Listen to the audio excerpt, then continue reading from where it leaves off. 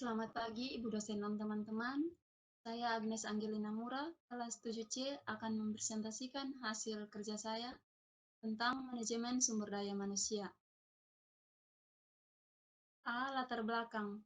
Tujuan utama perusahaan didirikan adalah untuk memberikan kesejahteraan bagi stakeholder, yaitu mereka yang terlibat dalam aktivitas perusahaan, baik langsung maupun yang tidak langsung. Mereka yang diutamakan dalam mendapatkan kesejahteraan atas hasil yang diberikan adalah pemilik perusahaan atau pemegang saham, seluruh pimpinan atau direksi, karyawan, termasuk pemerintah dan masyarakat. Agar perusahaan mampu memberikan kesejahteraan kepada para stakeholder, maka perusahaan harus mampu untuk meningkatkan labanya dari waktu ke waktu. Hanya dengan laba yang terus meningkat, maka perusahaan mampu untuk memberikan tingkat kesejahteraan seperti yang diinginkan. Makin besar laba yang diperoleh, maka makin besar pula kesejahteraan yang akan didapatkan.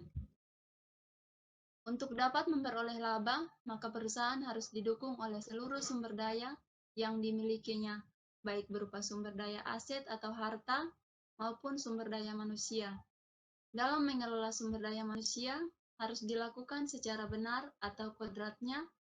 Jika di zaman dahulu, manusia atau karyawan dianggap sebagai mesin yang dapat dilakukan dengan semena-mena demi mencapai sebuah perusahaan.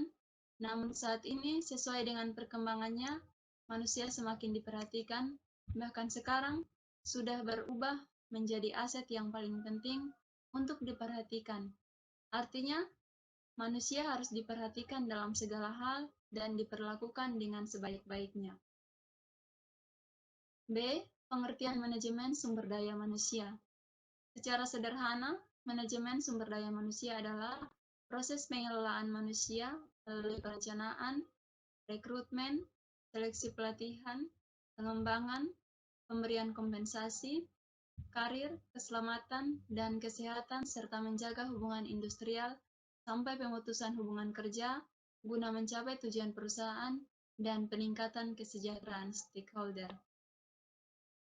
C. Tujuan manajemen sumber daya manusia. Ada 4 tujuan manajemen sumber daya manusia, yaitu yang pertama, memengaruhi. Artinya, pimpinan harus mampu untuk memengaruhi seluruh karyawan untuk dapat melakukan kegiatan sesuai dengan keinginan perusahaan. Yang kedua, memotivasi. Artinya bahwa pimpinan harus mampu mendorong, menyemangati karyawan agar terus bergairah dan bersemangat dalam bekerja. Yang ketiga, komitmen. Artinya bahwa pemimpin harus mampu untuk meningkatkan komitmen karyawan terhadap perusahaan. Yang keempat, kepuasan kerja, atau pemimpin harus mampu untuk memberikan kepuasan kerja kepada seluruh karyawannya sehingga terus mau bekerja. Yang kelima, kinerja, artinya bahwa pemimpin harus mampu meningkatkan kinerja karyawan, karena dengan karyawan yang berkinerja tinggi, maka perusahaan mampu menghasilkan laba yang optimal. Yang keenam, kesejahteraan. Pemimpin harus mampu memberikan kesejahteraan yang lebih baik dibandingkan dengan yang diberikan perusahaan lain, sehingga motivasi, komitmen, loyalitas, kepuasan kerja, dan kinerja karyawan juga terus meningkat. Pemimpin yang mengelola sumber daya manusia harus mampu untuk mengelola seluruh aktivitas atau tujuan yang telah dibebankan secara bersama-sama sehingga tujuan perusahaan dapat dicapai sesuai dengan target yang ditetapkan. D. Fungsi manajemen. Dalam arti sempit dikatakan manajemen adalah mengatur perusahaan untuk mencapai tujuan melalui orang lain. Yang diatur dan dikelola adalah aset atau harta perusahaan, baik harta yang bersifat manusia, mesin, alat, proses, dan prosedur kerja. Harta ini perlu dikelola secara baik jika ingin menghasilkan hasil yang optimal sesuai dengan yang diharapkan. Secara umum, fungsi manajemen terdiri dari 4 aspek, yaitu yang pertama, perencanaan, yang kedua, pengorganisasian, yang ketiga, pelaksanaan, dan yang keempat, pengawasan.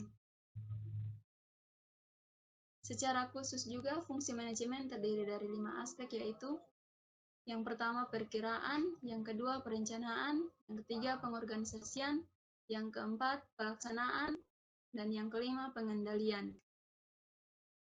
Perkiraan adalah kegiatan untuk memperkirakan segala sesuatu yang akan terjadi sebelum melakukan perencanaan.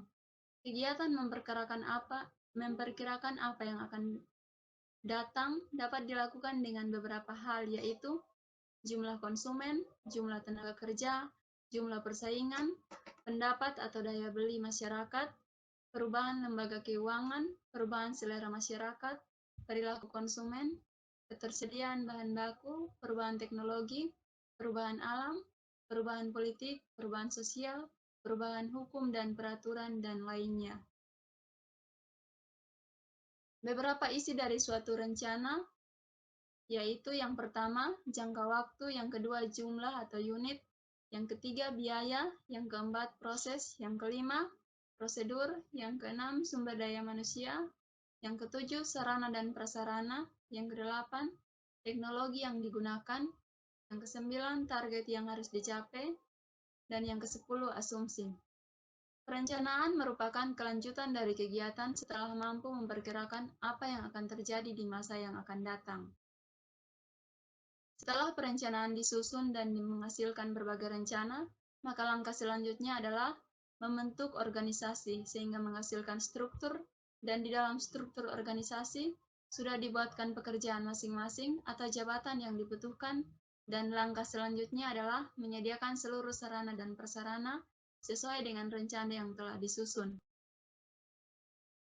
Fungsi selanjutnya adalah melaksanakan rencana yang telah disusun dengan melakukan dua cara, yaitu yang pertama, staffing, artinya proses untuk menempatkan orang-orang pada tugas atau tempat yang telah ditetapkan sesuai dengan persyaratan yang telah ditetapkan sebelumnya. Yang kedua, directing, artinya kegiatan mengarahkan tenaga kerja yang telah ditempatkan untuk melaksanakan pekerjaan.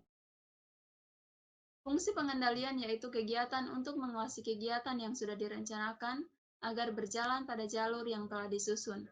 Tujuannya agar jangan sampai terjadi penyimpangan atau kesalahan dalam melaksanakan pekerjaan.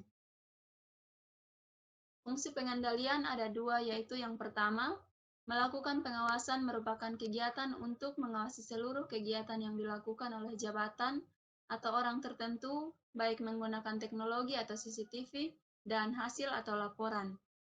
Yang kedua, mengambil tindakan merupakan kegiatan yang dilakukan terhadap hasil pengawasan jika terjadi penyimpangan atau menyimpang dari yang telah ditetapkan.